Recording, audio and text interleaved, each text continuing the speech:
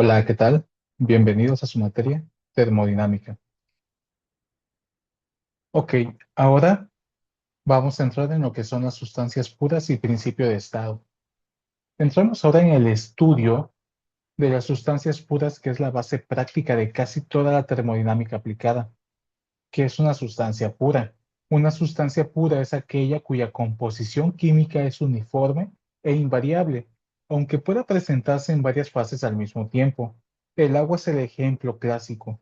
Líquido y vapor coexistiendo en una caldera sigue siendo agua, y por eso podemos tratarla como una sustancia pura.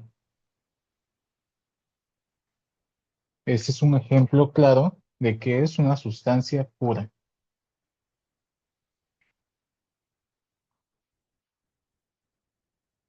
En este caso, cuando entramos en los principios de estado, para poder calcular necesitamos saber cuántos datos hacen falta para fijar el estado de un sistema. Ok, de nuevo, ¿qué es lo que se necesita? Necesitamos saber cuántos datos hacen falta para fijar el estado de un sistema. Y ese es el contenido del principio del estado. Pero antes debemos acotar el tipo de sustancia. Llamamos sustancia pura aquella que tiene una composición química uniforme e invariable. Aunque cambie de fase, el agua es sustancia pura y sigue siéndolo cuando coexisten el hielo, agua líquida y vapor, porque la molécula es la misma. El nitrógeno y el refrigerante R134A también lo son. El aire seco se trata como sustancia pura mientras permanezca en fase gaseosa, porque su composición es homogénea, pero deja de comportarse como tal si se licúa parcialmente, ya que los componentes condensan a temperaturas distintas y la composición de la fase líquida difiere de la del gas. En principio del estado dice que el número de propiedades intensivas independientes necesarias para fijar el estado del equilibrio de un sistema es igual al número cuasiestático con sus formas de trabajo que sean relevantes con más de uno. Es decir, cuando la única forma de trabajo importante es la de expansión y comprensión, hablamos de un sistema simple y comprensible, y entonces bastan dos propiedades intensivas independientes. Si conocemos dos, todas las demás quedan determinadas. Ese sería nuestro fundamento de todas las tablas y diagramas que usaremos. Entramos con dos y automáticamente estaríamos leyendo el resto. La analogía cotidiana es la de las coordenadas en un mapa plano. Con latitud y longitud queda fijado un punto único de superficie y con el que quedan todavía determinada altitud, clima o el tipo de suelo. Basta un par de datos independientes. Para un tercero sería redundante o contradictorio, si ya tenemos, es decir, los primeros dos datos. Eh, para no cometer errores en este tema, por ejemplo, aparece en la zona de saturación siempre. Muchos creen que la presión y temperatura siempre sirven como pareja de datos, y eso falla justo donde coexisten líquido y vapor. Durante la evaporación, la presión y la temperatura están ligadas por la curva de saturación. Si fijamos la presión, la temperatura quedaría impuesta y no aporta información nueva, así que ya no son independientes. Desarrollemos con un ejemplo. Caso uno: si tenemos aire seco a 200 kilopascales y 300 Kelvin, como primer paso verificamos que está muy por encima de su temperatura crítica, así que es gas en una sola fase. Como segundo paso, P y T son independientes aquí, de modo que el estado queda fijado. Y como tercer paso, con esos dos datos podemos obtener el volumen específico y la energía interna específica. Mm, Y como idea clave de este subtema, es que dos propiedades intensivas independientes bastan y que la palabra independientes hay que verificarla siempre antes de seguir con nuestras tablas.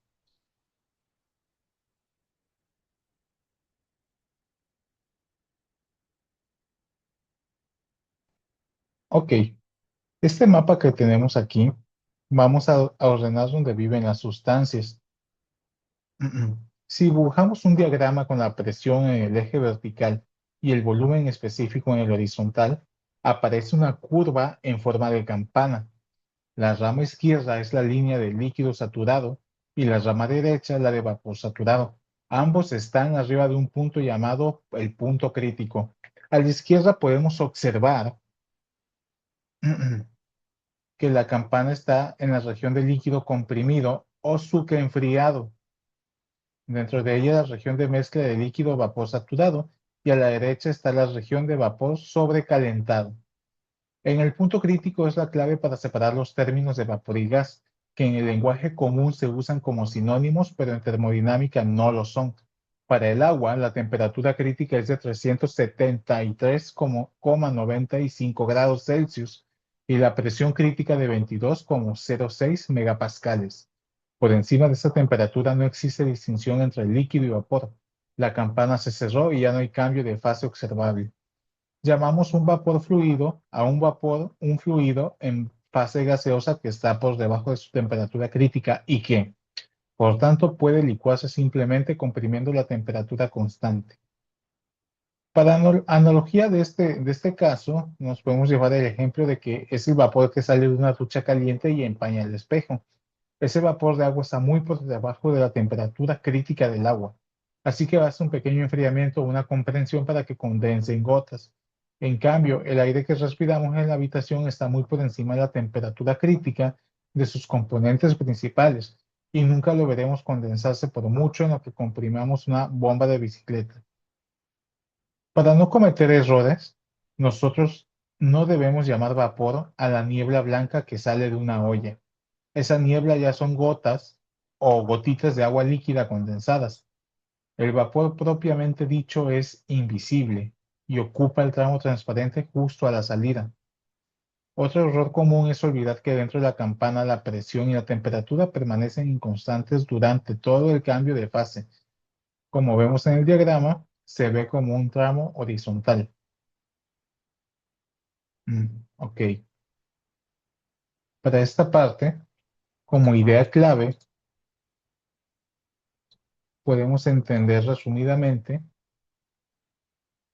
que la temperatura crítica decide si estamos ante un vapor condensable o ante un gas permanente. De nuevo, la temperatura crítica decide si estamos ante un vapor condensable o ante un gas permanente. Ok, ahora pasamos al siguiente tema. Si no me equivoco, son las propiedades termodinámicas de los vapores. Propiedades termodinámicas de los vapores. Ok, en el diagrama podemos observar que dentro de la campana de saturación el sistema no es homogéneo. Hay líquido y vapor conviviendo, cada uno con su propio volumen específico. Para describir ese estado necesitamos una variable adicional, y esa variable sería la calidad o título que se representa en este caso con X y se define como la masa de vapor dividida entre la masa total de la mezcla. Es adimensional y vale 0 en el líquido saturado y 1 en el vapor saturado. Por favor, mucho cuidado con esto. La calidad se refiere a la masa, no a volumen. Con la calidad podemos calcular cualquier propiedad específica de la mezcla como un promedio ponderado por masas. El volumen específico de la mezcla es el líquido saturado más la calidad multiplicada por la diferencia del vapor saturado y del líquido saturado.